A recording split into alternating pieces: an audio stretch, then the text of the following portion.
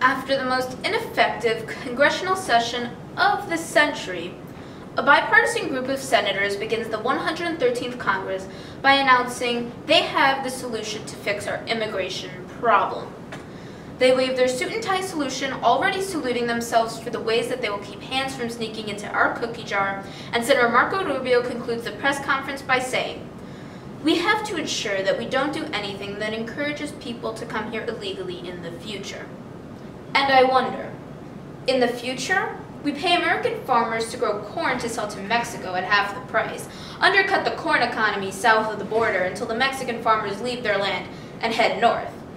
We promise free trade to Colombia if they get up to code. Then we pass laws that prevent sugarcane farmers from making sugar, so they grow coca instead, refine it into cocaine, and sell it to the Mexican farmers heading to the border.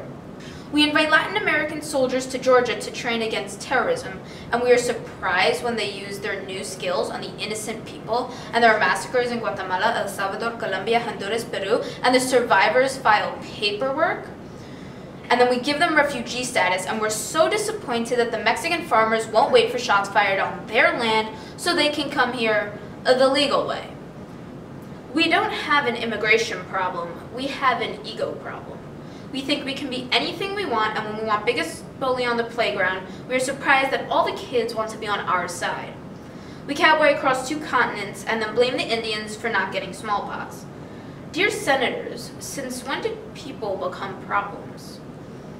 If you're looking for solutions, why don't you look closer to home, at the banks borrowing whole countries from the government, and the military piss-marking our Guantanamo like it's not foreign soil?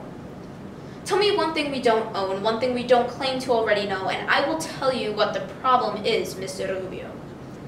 I see the good intentions behind your political progress, but if you want to talk about the future, then tell me, what about the School of the Americas?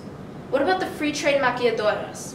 What about the men who buy American-made guns duty-free, cross the border, no questions asked, and sell them on the Mexican side to the highest bidder? What about the way South America is our skeleton, Central America is our closet, and the Caribbean is our boxing ring, and we always win? What about all the reason the drug companies, the meat packers, the oil industry, the politicians need this system to exist? Mr. Rubio, if you want to keep people out of this country, why don't you make sure they want to stay in their own?